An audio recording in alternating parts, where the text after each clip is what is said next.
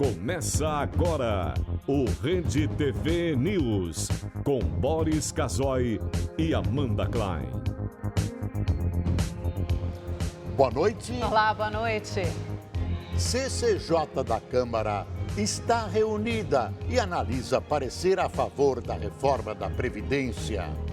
Em decisão unânime, quinta turma do Superior Tribunal de Justiça mantém condenação de Lula no caso do triplex em Guarujá, mas reduz pena do petista para 8 anos e 10 meses. Pela lei, Lula, que está preso em Curitiba, poderá passar para o regime semiaberto até o fim do ano. Isso se não for mantida a condenação dele no caso do sítio de Atibaia. Criminosos fortemente armados invadem mansão e matam empresário na região metropolitana do Recife. Chega a 321 o número de mortos nos atentados do Sri Lanka no domingo de Páscoa. O Estado Islâmico reivindica a autoria dos ataques. Na África do Sul, chuvas causam enchentes, alagamentos e deslizamentos de terra. 33 pessoas morreram. Estas e outras notícias você acompanha em instantes no Rede TV News.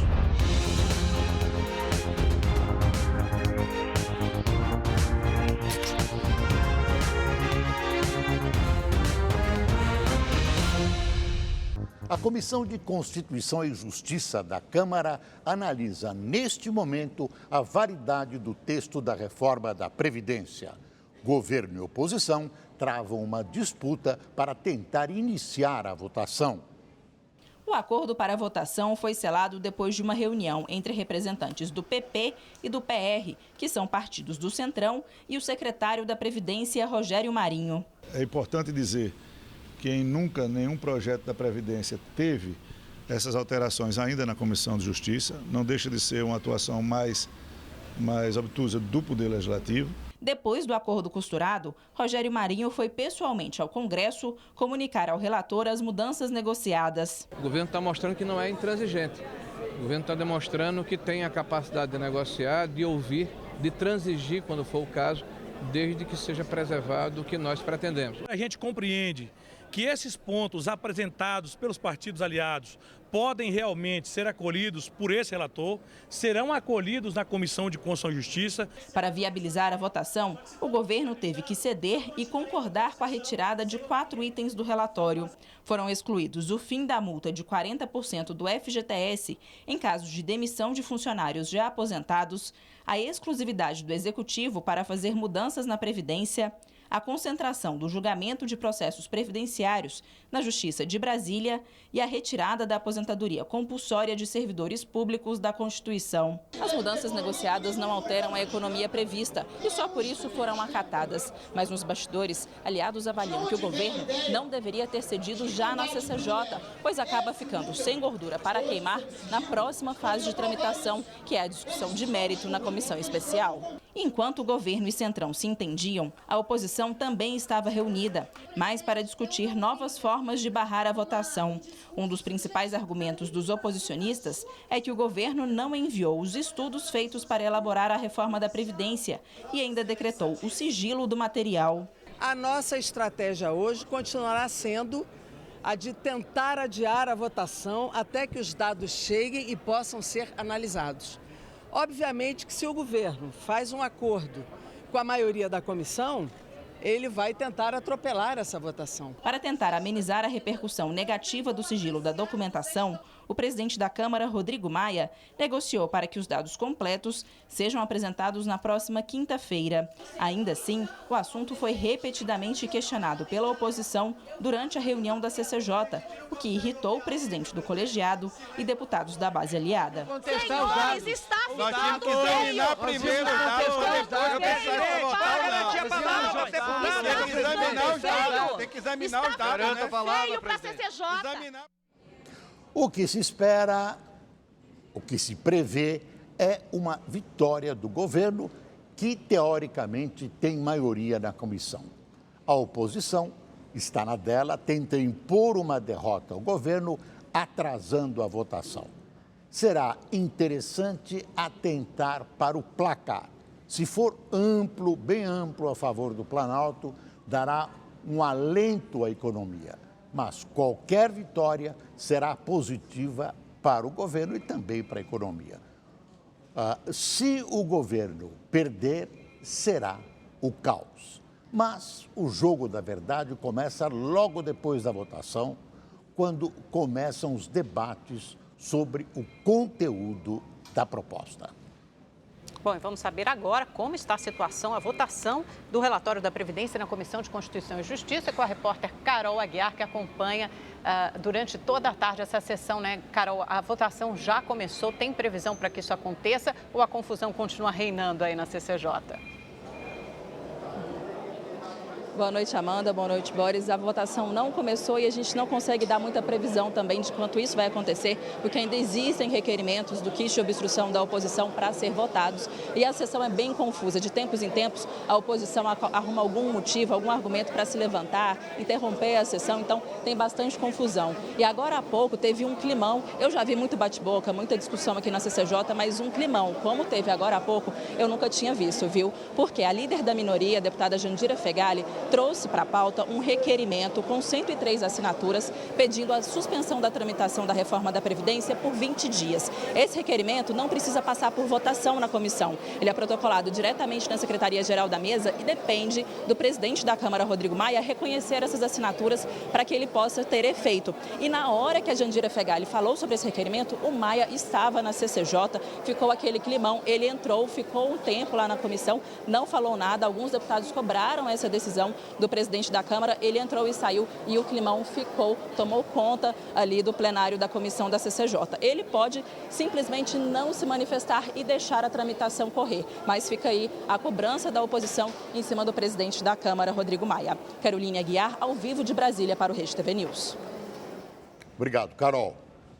O repasse de reajuste do diesel para a tabela de frete deverá começar a valer na próxima semana. Governo e caminhoneiros chegaram a um acordo para tentar diminuir o impacto do aumento do combustível para a categoria. As medidas foram anunciadas após uma reunião no Ministério da Infraestrutura. O encontro entre o governo e representantes dos caminhoneiros durou quase 5 horas e terminou apenas durante a noite de ontem. Para tentar evitar uma nova greve, como a que parou o Brasil no ano passado, o governo atendeu algumas reivindicações. O descontentamento da categoria aumentou após o anúncio de alta de 10 centavos no preço do litro do óleo diesel nas refinarias na semana passada. O acordo prevê a realização de um estudo para eliminar multas consideradas desnecessárias. O governo também se comprometeu a transferir o aumento do custo do diesel para a tabela do frete e a fiscalizar de forma efetiva o cumprimento do preço mínimo estabelecido para as cargas rodoviárias. Com as medidas, o governo, que já tinha divulgado um pacote de benefícios para os caminhoneiros na semana passada, espera ter colocado um fim à ameaça de paralisação. Em nota, a Confederação Nacional dos Transportadores Autônomos afirmou que a reunião trouxe tranquilidade aos profissionais e clareza às ações planejadas pelo governo, o que amenizou as tensões da categoria. Esse acordo com os caminhoneiros é um resultado positivo para o governo, como será o resultado positivo uma vitória na CCJ. São vitórias do governo que certamente vão se refletir no ânimo do empresariado, uma espécie de sopro de vida na economia. Uma nova greve dos caminhoneiros teria um efeito corrosivo sobre a vida econômica do país. Em São Paulo, um projeto idealizado por um Instituto de Reclamações do Consumidor reverte para a população as milhas acumuladas em voos feitos por políticos com dinheiro público. 53 milhões e 78 mil reais. Esse é o valor gasto por senadores e deputados federais em passagens aéreas para viagens oficiais em 2018, pagas com o dinheiro público.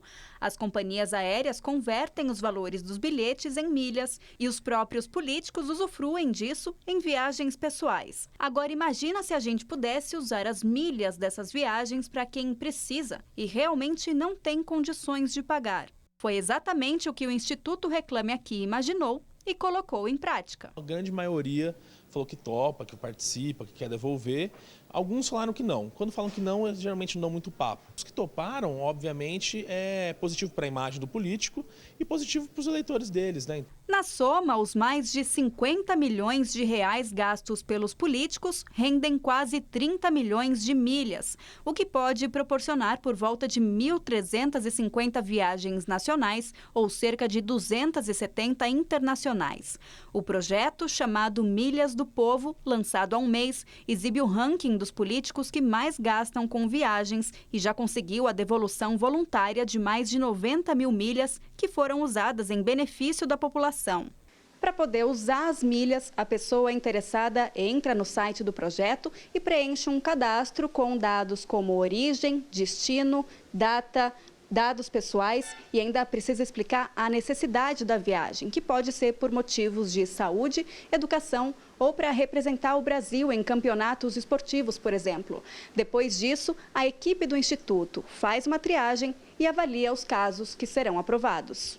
O do Marcos foi aprovado. Ele usou as milhas para viajar de Brasília a São Paulo, onde passa por um tratamento nas córneas, depois de ter feito o transplante. Quando eu consegui resgatar essas milhas, eu pude dar continuidade no meu acompanhamento, né, do transplante. É uma possibilidade muito boa, né, dos deputados estarem ajudando a população, né, com essas milhas, que muita gente precisa fazer um tratamento fora e não tem condição de arcar com passagem. Há expectativa de que esse repasse das milhas vire um projeto de lei. 7 já foram apresentados na Câmara para transferir o benefício para a União. Até agora, nenhum prosperou. É um direito do povo, né? Eles têm o direito à passagem, isso aí ninguém vai questionar, mas as milhas, ela é do povo. Como foi comprado com dinheiro do povo, então as milhas é do povo. Então nada mais justo do que essas milhas voltar para a população. A Polícia Federal desarticulou uma quadrilha especializada em tráfico internacional de drogas. Os agentes cumpriram mandados de busca e apreensão em São Paulo e Mato Grosso do Sul. As imagens cedidas pela polícia mostram integrantes da quadrilha transportando drogas em malas de viagem. Os passageiros, chamados de mulas do tráfico, embarcavam em voos internacionais com cocaína escondida nas bagagens. O principal destino era Portugal. Em média, eram transportados de 30 a 40 quilos de cocaína por viagem. O esquema é investigado há 2 anos. Estas fotos mostram uma mansão ainda em obras na cidade de Barueri, município ao lado da capital paulista. Ela seria uma das 5 casas usadas pelo grupo criminoso. Hoje, policiais federais cumpriram 14 mandados de busca e apreensão na Grande São Paulo e em Campo Grande, no Mato Grosso do Sul. Também foi expedido um mandado de prisão contra o líder da organização, preso no ano passado. A operação de hoje foi chamada de Aplique. Isso porque, em uma investigação paralela, a Polícia Federal identificou que os criminosos lavavam o dinheiro do tráfico em salões de beleza e em outros comércios, localizados aqui em São Paulo e em Osasco. Os traficantes chegaram a movimentar cerca de 30 milhões de reais em um ano.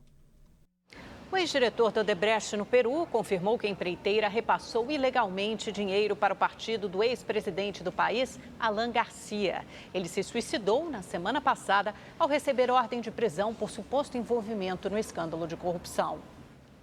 Em depoimento à Lava Jato do Peru, na sede do Ministério Público Federal Brasileiro, em Curitiba, Jorge Barata confirmou que a Odebrecht repassou $200 mil ao partido de Alan Garcia, segundo a mídia peruana.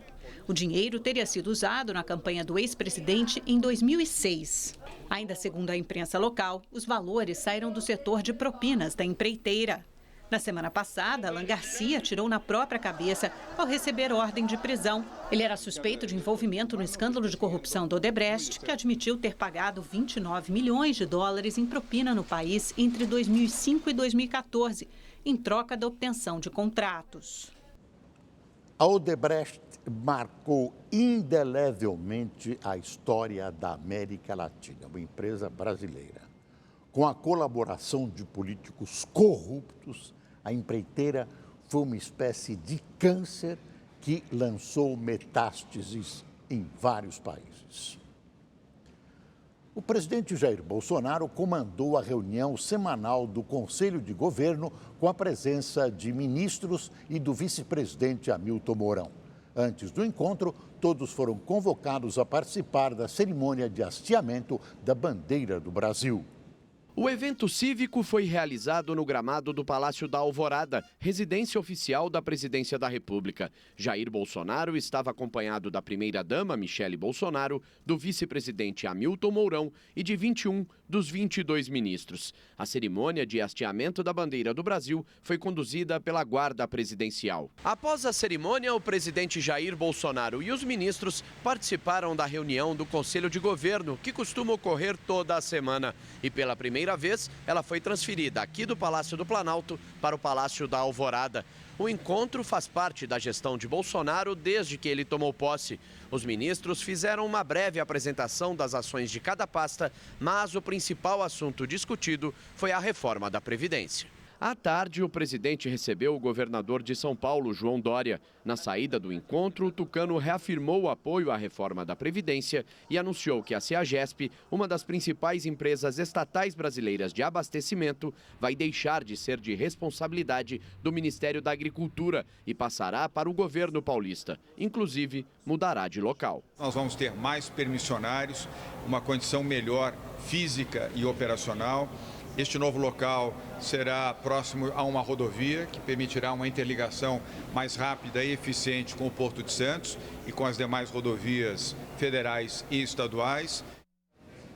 A polícia de São Paulo prendeu um criminoso que participou do roubo que terminou com a morte de um menino de apenas 5 anos. A criança estava com a mãe, os dois foram atropelados durante a fuga dos criminosos. Essas imagens são do circuito de segurança de uma padaria e mostram o momento em que os criminosos entram no estabelecimento. Eles rendem clientes, funcionários e levam diversos objetos do local. Após o assalto, viaturas da polícia passaram a perseguir os criminosos. Na fuga, Leandro dos Santos, de 5 anos, e sua mãe, Tayana dos Santos Silva, de 25, foram atropelados por um dos veículos. A criança não resistiu aos ferimentos e morreu. Os policiais foram afastados.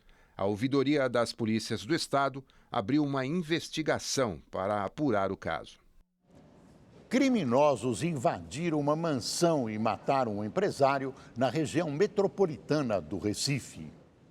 O empresário Mário Cavalcante Gouveia Júnior, de 78 anos, morava em uma mansão no Parque Aquático Águas Finas, em Paudalho, a 37 quilômetros do Recife. Por volta das 3 horas da madrugada desta terça-feira, de acordo com a polícia, entre 15 a 20 homens encapuzados invadiram o espaço a bordo de 2 caminhonetes. O empresário, que era colecionador de armas, reagiu e houve troca de tiros.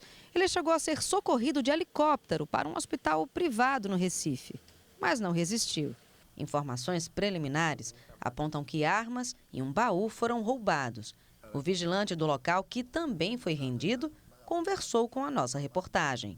Chegou 2 caminhonetes com uns 15 caras, tudo de fuzil e 12 metralhadoras. Aí disse, polícia, bora abre.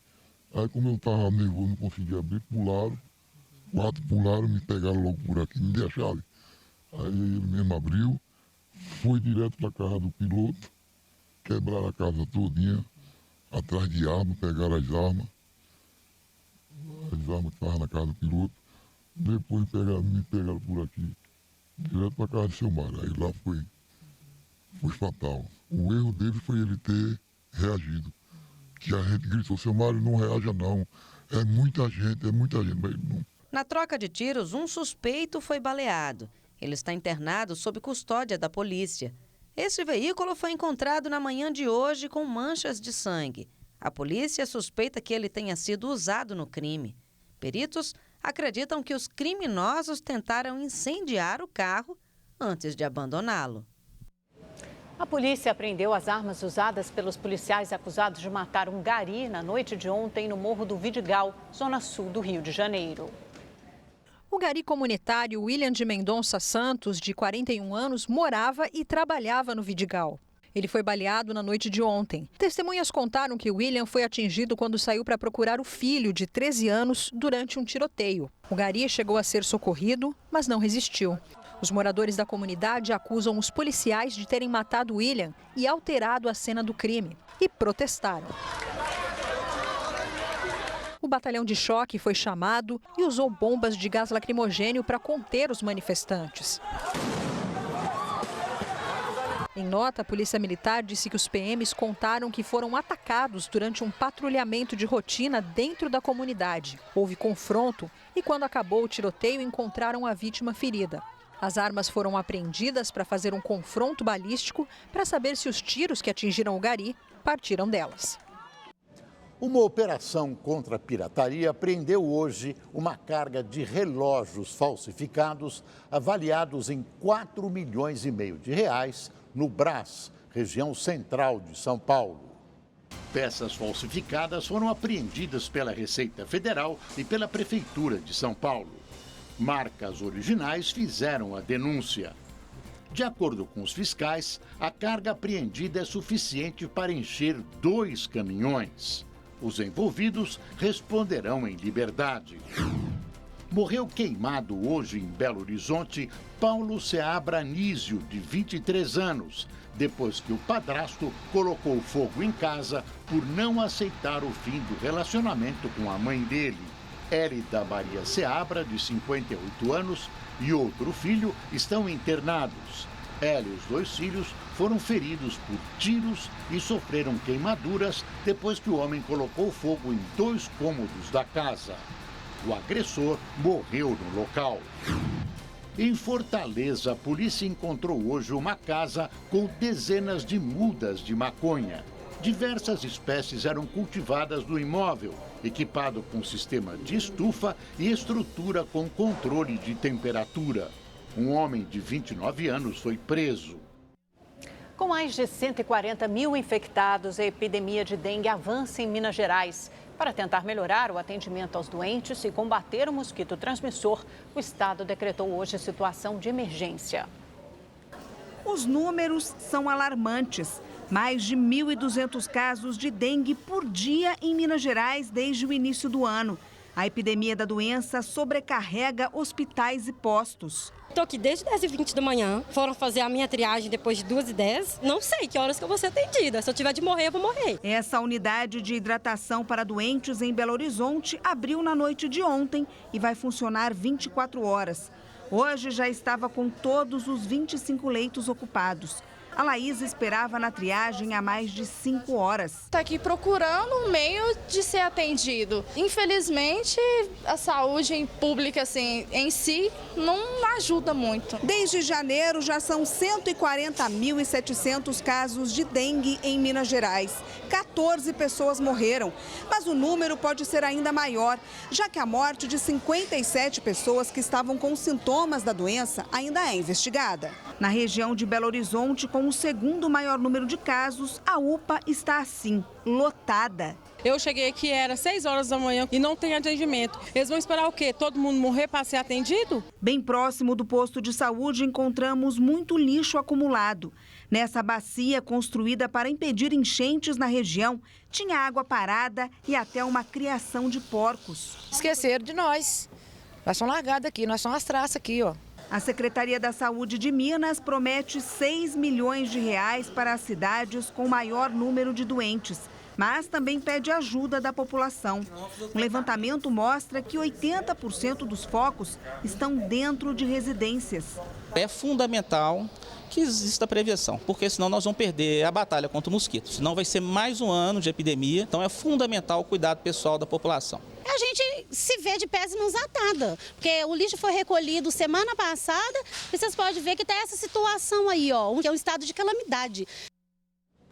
A Organização Mundial da Saúde anunciou o lançamento de um teste de vacina em larga escala para combater a malária na África. É a primeira vacina da história contra a doença. Mais informações com o correspondente Luciano Júnior. A cara de susto e o choro do bebê são um bom sinal.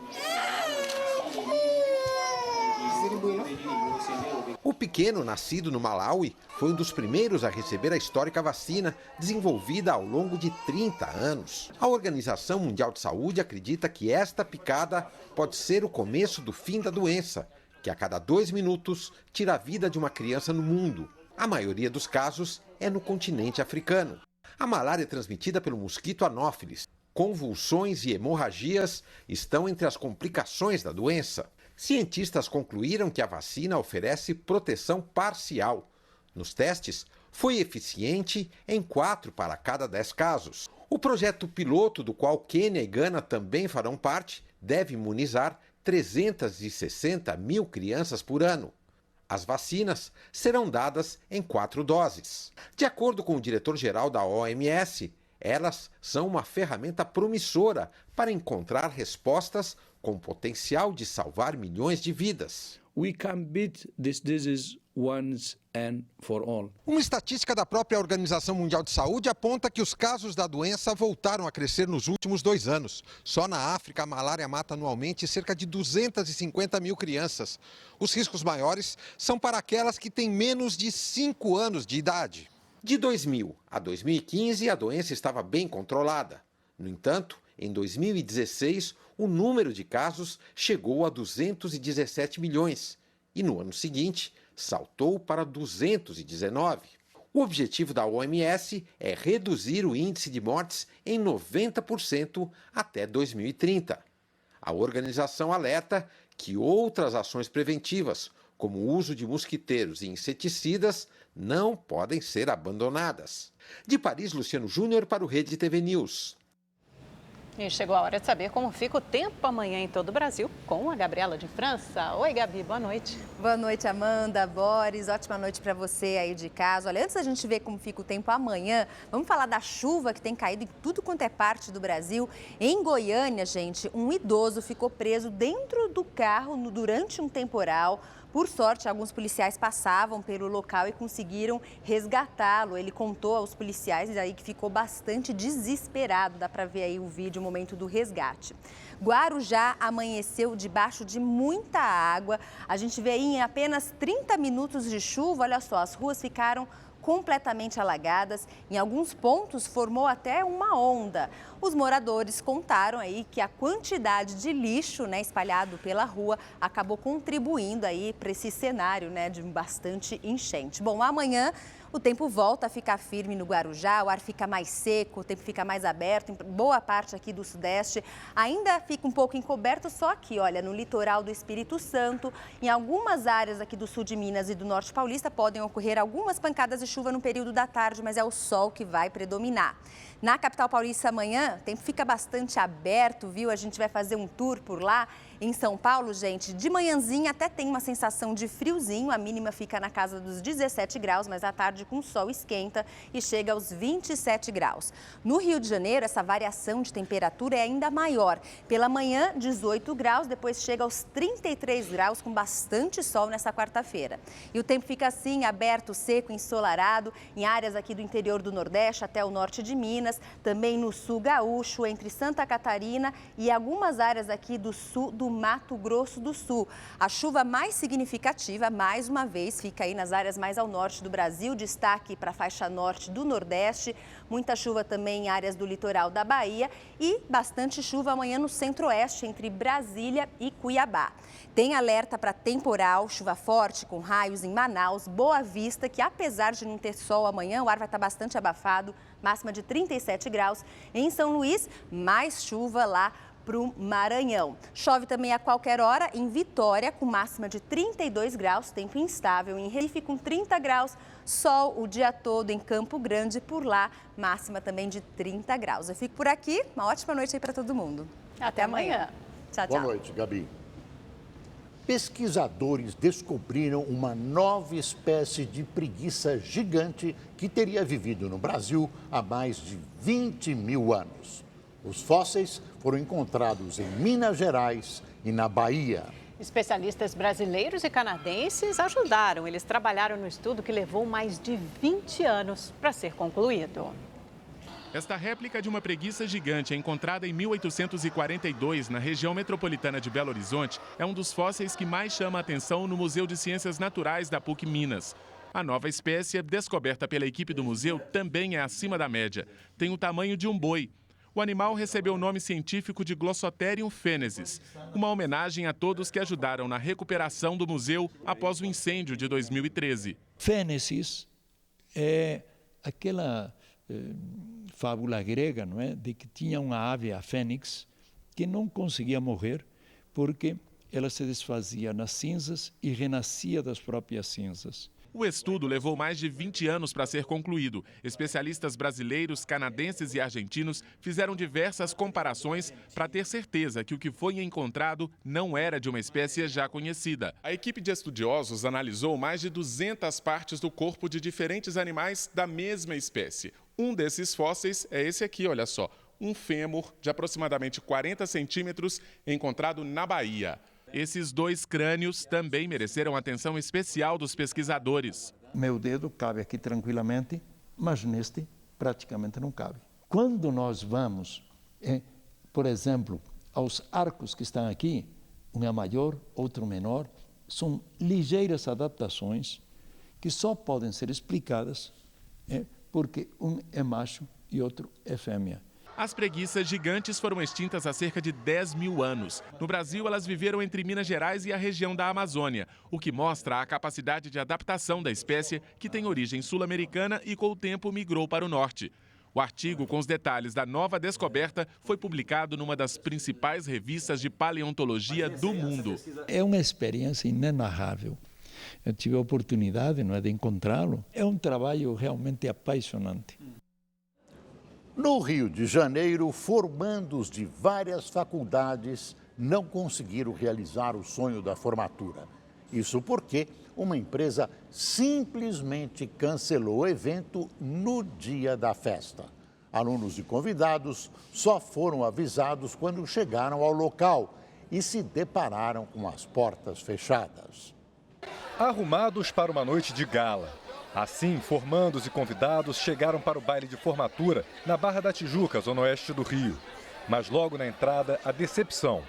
Em um comunicado, a casa de eventos informava que a festa estava cancelada porque a empresa contratada para prestar o serviço não honrou os contratos com os fornecedores. Os formandos chegaram aqui e não tem festa. A empresa só pagou o espaço, que é o Ribalta, e não tem o serviço. A empresa sumiu com o nosso dinheiro. A festa era para comemorar a formatura de 140 estudantes de 8 universidades públicas e particulares do Rio de Janeiro. Eles pagaram até R$ 3.700. Representante do comitê organizador de uma das turmas, Suelen conta que o pagamento começou com 2 anos de antecedência. A festa foi no sábado, na quinta-feira eu passei lá para pegar meus convites e terminar de pagar o restante da festa e eles receberam. Entendeu? Então, assim, ele já sabia que ele não ia fazer a festa. Ele agiu de má fé, ele roubou o dinheiro da gente, que isso é roubo. A empresa contratada é a Aloha 2009 Formandos e Eventos, do empresário Rodrigo Lopes Marques, que até agora não foi encontrado pela polícia. Na página da Aloha, prestadores de serviços também reclamam da falta de pagamento. Alunos de engenharia de produção e administração de uma faculdade pública de Macaé, no norte do estado, também ficaram no prejuízo. Eles contrataram a Aloha há 3 anos, mas no dia da festa receberam uma mensagem cancelando o evento devido a um problema no caminhão que faria o transporte de equipamentos. No site do Tribunal de Justiça do Rio, a empresa Aloha 2009 Formandos responde por vários processos. Na maioria, os autores pedem indenizações por danos morais e materiais. O Procon também acompanha o caso e já notificou a Aloha porque encontrou na sede da empresa uma das sócias, Nayara Barcelos, que também é esposa de Rodrigo. A partir da notificação, a Aloha tem 10 dias para se defender e explicar como vai ressarcir os formandos. A multa pelo cancelamento da festa pode chegar a R$10 milhões. A casa onde o evento aconteceria e uma outra empresa ofereceram uma nova festa com todas as despesas pagas. Com o sonho da formatura arruinado, Suelen agora quer que Rodrigo pague mais do que a indenização. Aquele brilho todo não tem mais. Aquilo não, aquela emoção de encontrar as pessoas e seus familiares e aproveitar, isso ele tirou da gente. Isso aí nenhum dinheiro vai pagar. E se você quiser rever esta ou outra reportagem do Rede TV News, basta inscrever-se agora mesmo no canal da Rede TV no YouTube. Lá você pode assistir a íntegra de todos os nossos programas. Acesse youtube.com/redetv. Subiu para 321 o número de mortos dos atentados do Sri Lanka no domingo. O Estado Islâmico assumiu a autoria dos ataques. Até agora, 40 pessoas foram detidas. Os detalhes com o correspondente Marcelo Spíndola.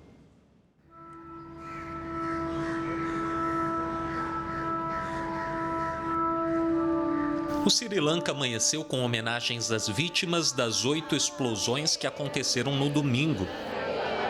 O país ficou 3 minutos em silêncio no mesmo horário em que os atentados começaram. As igrejas atacadas também celebraram missas. Em meio às marcas da barbárie, a Igreja de São Sebastião recebeu a visita do presidente do país.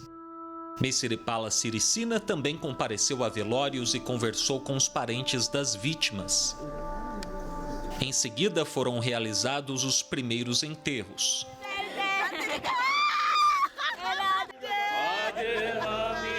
A Unicef estima que 45 crianças estejam entre os mortos. E as autoridades seguem em alerta para possíveis atentados. O primeiro-ministro afirmou que os terroristas planejavam atacar outro hotel, mas falharam. Ranil Wickremesinghe revelou que outros militantes ainda podem estar no país. Este vídeo mostra o suspeito de ter causado uma das 8 explosões no domingo.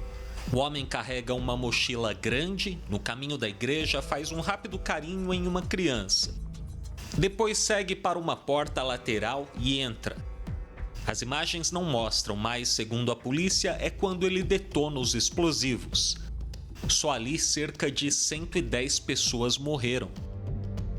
De acordo com o governo, as investigações iniciais revelaram que os atentados aconteceram em represália ao massacre que deixou 50 mortos em 2 mesquitas na Nova Zelândia no mês passado. Hoje, o Estado Islâmico assumiu a autoria dos ataques no Sri Lanka, mas não apresentou evidências que comprovem o envolvimento no caso. O governo atribuiu as ações a um grupo islâmico local, mas suspeita que a facção teve ajuda de fora do país. O FBI e a Interpol vão ajudar nas investigações. Marcelo Spíndola, de Macau, para o Rede TV News. Sobe para 16 o número de mortos pelo terremoto que atingiu as Filipinas ontem. Hoje, um novo tremor foi sentido no país. À 1h30 da tarde, no horário local, um novo terremoto atingiu a ilha de Samar, na região central do arquipélago. Desta vez, o tremor foi mais intenso, 6,4 graus na escala Richter. Mas o epicentro foi mais fundo e não há relatos de danos graves ou mortes. No final da tarde de ontem, um tremor de 6,1 graus de magnitude atingiu a ilha de Luzon, derrubando prédios e danificando vários edifícios, como essa igreja. Até o momento, 16 mortes foram confirmadas, mas o número pode aumentar. Socorristas estimam que 30 pessoas ainda estejam sob os escombros de um prédio que desabou.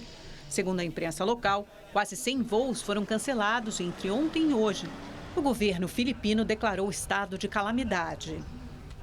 O grupo conhecido como Novo IRA admitiu a responsabilidade pela morte de uma jornalista na semana passada. Ela foi baleada durante um tiroteio na Irlanda do Norte. Em um comunicado enviado ao jornal The Irish News, o Novo IRA ofereceu sinceras e completas desculpas à família e aos amigos de Lyra McKee. O grupo ainda afirmou ter instruído seus integrantes a tomarem mais cuidado em novos enfrentamentos. A jornalista de 29 anos morreu na última quinta, em uma troca de tiros entre a polícia e o Novo IRA, movimento de republicanos dissidentes que lutam pela reunificação da Irlanda. A polícia irlandesa prendeu hoje uma suspeita de envolvimento no caso, mas a mulher acabou liberada. Outras 2 pessoas já haviam sido detidas e também foram soltas. A morte de Lyra McKee aumenta a tensão no país, que viveu por 3 décadas conflitos entre republicanos nacionalistas e unionistas. O confronto deixou mais de 3.500 mortos. 33 pessoas morreram nas fortes tempestades que atingem a África do Sul desde o final de semana.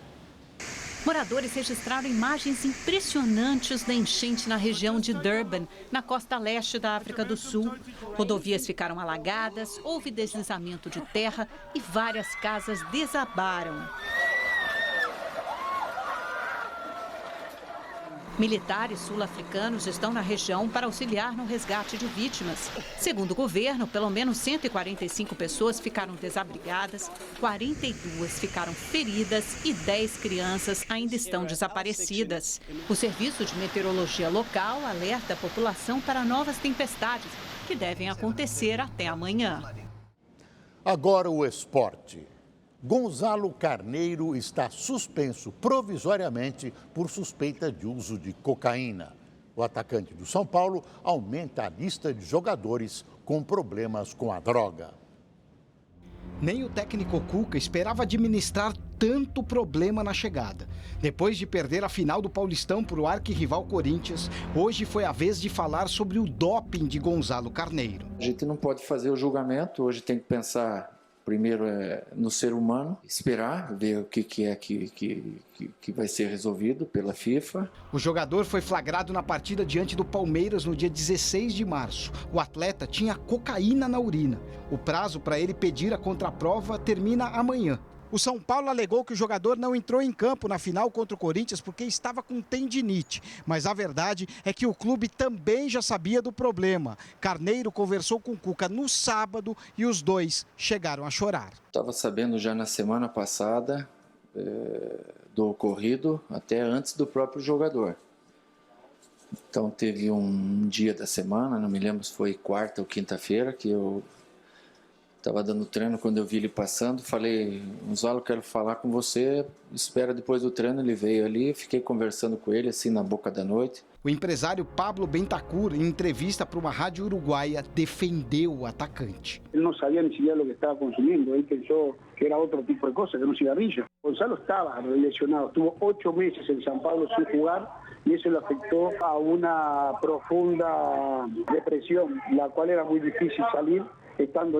Esse foi o segundo caso em 6 meses de jogadores do São Paulo com problemas de drogas. O lateral Regis foi dispensado do clube em outubro do ano passado, também por consumir cocaína. A verdade é que a vida, ela é propensa a isso para todos os jovens, não é só para o Gonzalo ou só para o Regis, enfim.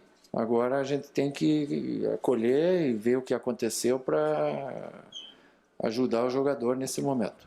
Guerreiro voltou de uma suspensão no dia 5 de abril pelo mesmo motivo. O peruano só conseguiu disputar a Copa do Mundo graças a um efeito suspensivo.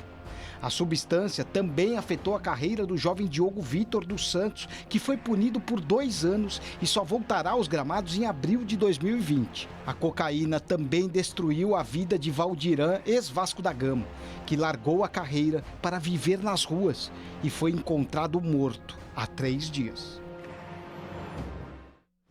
Na Califórnia, um leilão reúne artigos raros de estrelas do esporte. Tem chuteiros de craques como o Cristiano Ronaldo e Lionel Messi, camisa autografada do Rei Pelé e até mesmo a medalha de ouro da Copa do Mundo de 2002.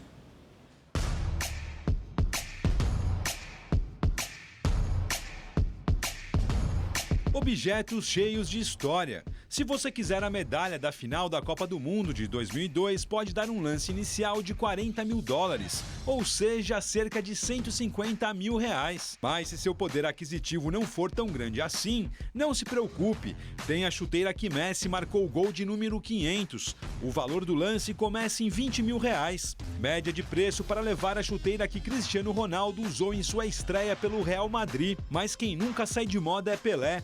O leilão apresentou uma camisa customizada do rei com autógrafo e tudo. Tem até passaporte.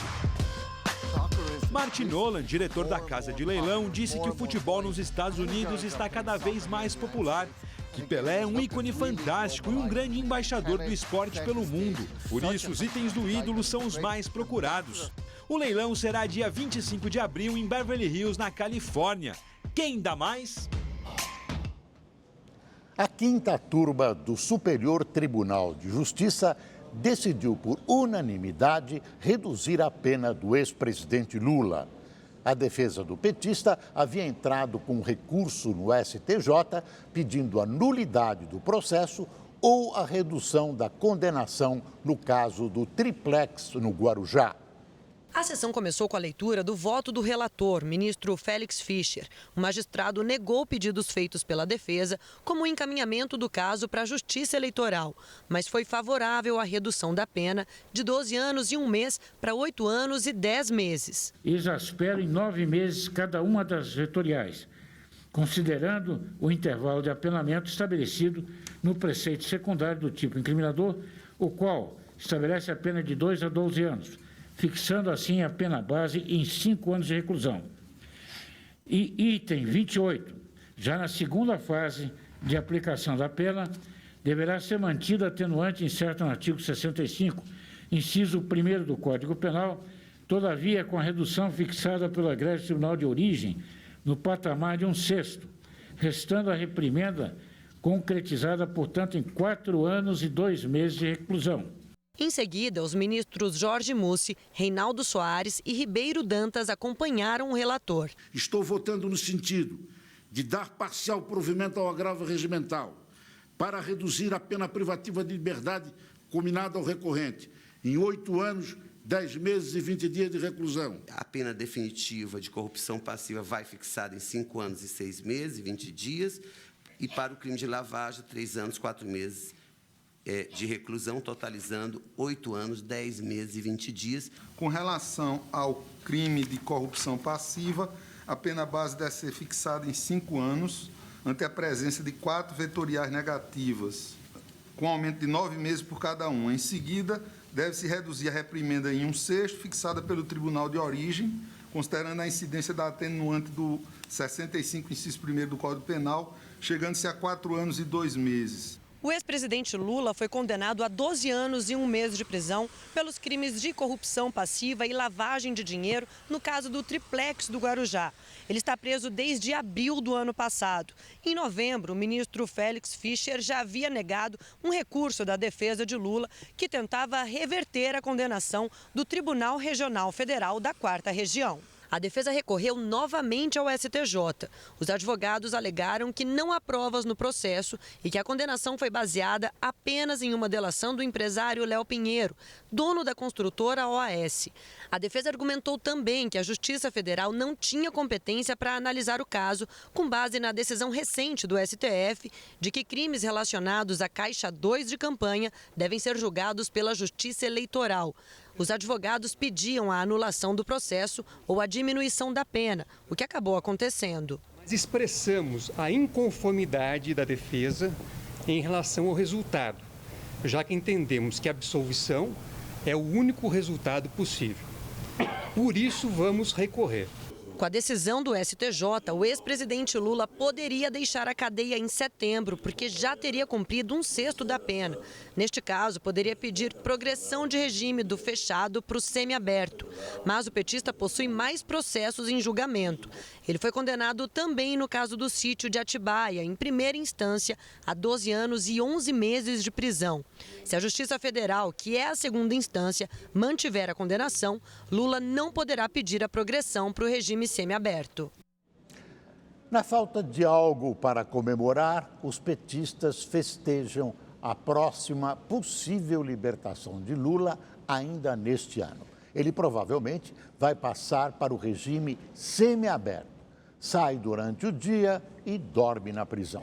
Mas o STJ, embora tenha reduzido a pena, não isentou o ex-presidente das acusações no caso do triplex do Guarujá. O tribunal manteve a condenação de Lula, agora em terceira instância.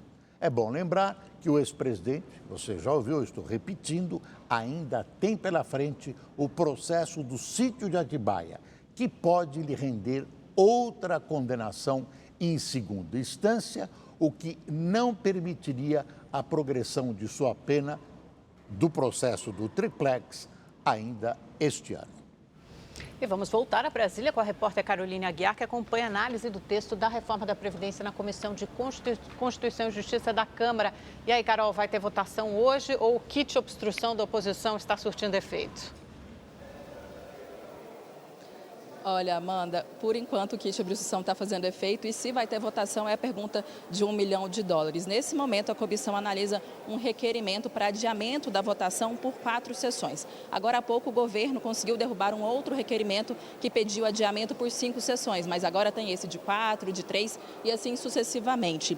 Sobre aquele pedido que eu tinha falado mais cedo da oposição para suspender a tramitação da reforma da Previdência por 20 dias, a informação que eu tive aqui nos bastidores é que esse requerimento está sendo negociado, essa possibilidade está sendo discutida. Então, a gente ainda não tem exatamente se essa possibilidade, se essa suspensão vai acontecer, mas essa possibilidade existe. Enquanto os deputados discutiam aqui na CCJ, o Senado aprovou um requerimento pedindo que o Ministério da Economia libere as informações sobre a reforma da Previdência, informações que estão sob sigilo. Inclusive, o ministro Paulo Guedes pode responder por crime de responsabilidade se não cumprir essa determinação. Caroline Aguiar, de Brasília, para o Rede TV News.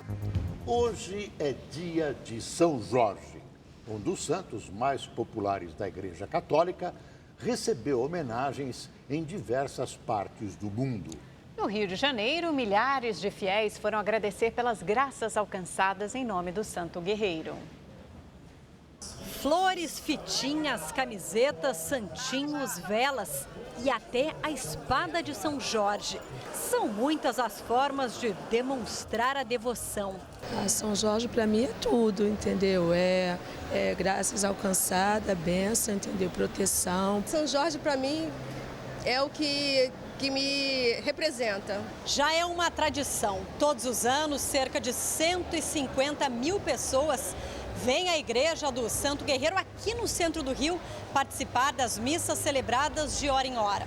Alguns fiéis vêm pedir, outros querem agradecer as bênçãos alcançadas. De acordo com as lendas, São Jorge teria nascido no século IV na antiga Capadócia, região que atualmente faz parte da Turquia. Carismático, seguiu carreira militar do exército romano muito jovem. Resistiu à tortura e provações para reafirmar sua posição como cristão diante do imperador Diocleciano, que mandou degolá-lo. São Jorge virou símbolo de luta e fé como um guerreiro destemido e um dos mais venerados, não só no catolicismo, mas em outras religiões como a Umbanda, o Candomblé e o Espiritismo.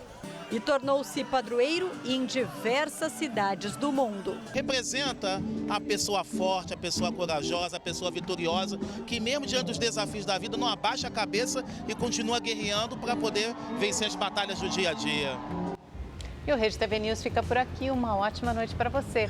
Boa noite, até amanhã.